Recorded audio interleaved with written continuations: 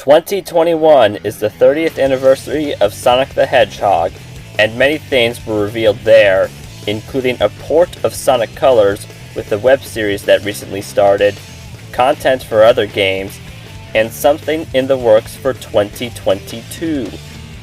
This makes me want to talk about my favorite Sonic game, Sonic Generations.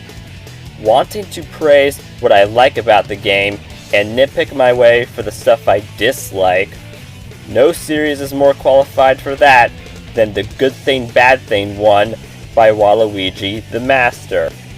Heads up, I'm only talking about the console version, in case anyone was wondering. Put on your sneakers right away, because we must accelerate in order to celebrate. Hey, I'm Owen, the Fiction Fanboy, and here's my Good Thing Bad Thing jig on Sonic Generations. Good thing! You get to play as two different Sonics in one game, so you can experience the huge difference between the past and present versions of the Blue Blur. Bad thing. Although this series doesn't have the greatest video game stories, it feels a bit strange to have a game with very little happening aside from friends being kidnapped and rescued. Good thing! It's cool to be able to play stages like Chemical Plant as Modern Sonic and Speed Highway as Classic Sonic, so you get the best of both worlds. Bad thing. Planet Wisp still hasn't quite made the color powers fun to use, especially true for the pink spike, where you are required to do a lot of spin dashing. Good thing! Crisis City is actually playable, despite the fact that it hails from the worst installment in the main series, Sonic 06. Don't have to worry about glitches being all over the place for once. Bad thing. Nevertheless, there was one 2D platformer Sega did forget about that probably would have made the game a little more sweeter, and the game I'm referring to is Sonic CD. Good thing! A minor detail worth pointing out is that you get different feedback from each character you save, depending on which Sonic you use. It's a nice touch, leaving room for curiosity. Bad thing. I understand why Tails' message is the same, since you can only save him as Modern Sonic, but no dialogue change for when Vector is freed? That doesn't make sense to me. Good thing.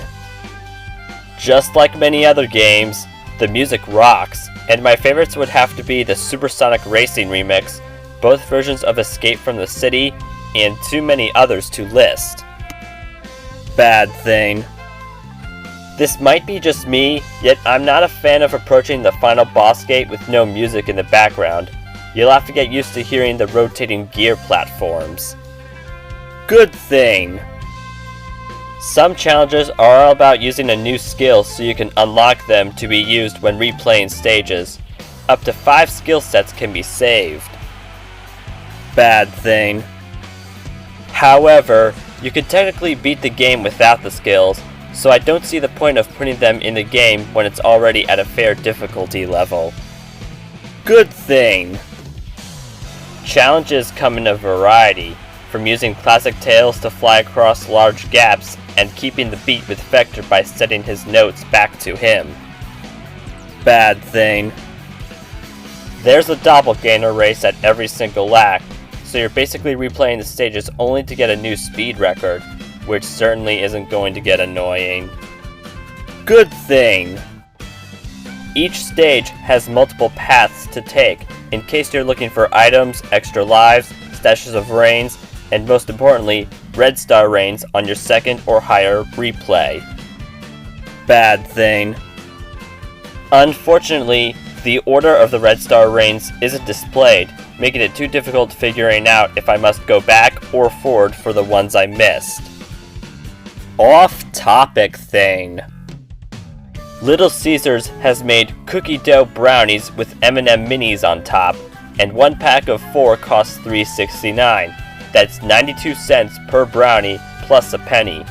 Won't be available forever though, so grab dessert from that pizzeria while you still can. Good thing. You can turn off Omochao whenever you want, so you won't have to hear him blabber, and that pleases the people who hate the guy and want to play the game without hints. Bad thing. Too bad the same cannot be said for the other good guys who feel like they need to keep saying the same 3 phrases during the final battle against the Time Eater. Good thing. Since Sonic isn't jumping out of a helicopter, thus having no flap to use, it's neat how he has a board of his own to ride on for the first portion of City Escape. Bad thing. The controls for the spinning tops as classic Sonic in Sky Sanctuary suck, and to make matters worse, you have to race Amy with those broken things. Not my way to travel. Good thing. All the rival and boss battles are fun, one-on-ones with Metal, Shadow, and Silver, and confronting the Eggman.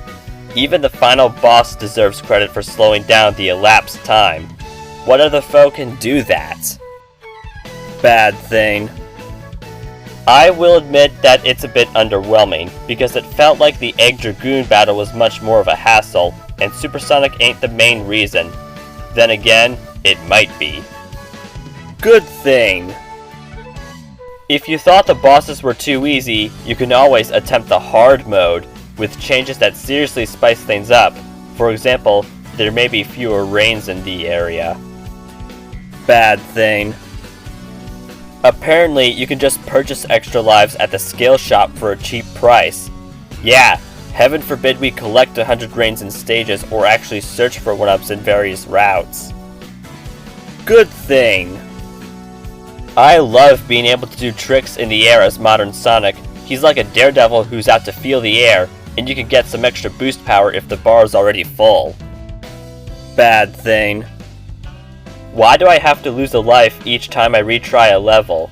That defeats the purpose of doing it in the first place, and I probably passed by a precious red star ring. Good thing. The credits show you the origins of the levels used, so now you can compare the retro with their remakes. You also get to see other images to sprinkle in the celebration vibe. Bad thing. I realized something not too many people wonder. How did the rivals end up in the white space area? Are they just here to fight the Sonics for the Chaos Emeralds, with the real Hedgehogs aiding them afterwards? Good thing. It became a platinum hit for the Xbox 360 and one of the greatest hits for PlayStation 3. I own the former, and the game sold less than 2 million copies worldwide within the first 6 months of its release. Additionally, the game is merely a decade old now, and it has aged well enough to be considered a classic. Bad thing. Despite all that, it's been 10 years since we've received a great 3D Sonic game. Lost World is fine, though it's not much to write home about. The Boom franchise was a bust, Rise of Lyric flopped the most, and Forces was a gigantic disappointment, considering it had similar gameplay and the amount of love Mania got.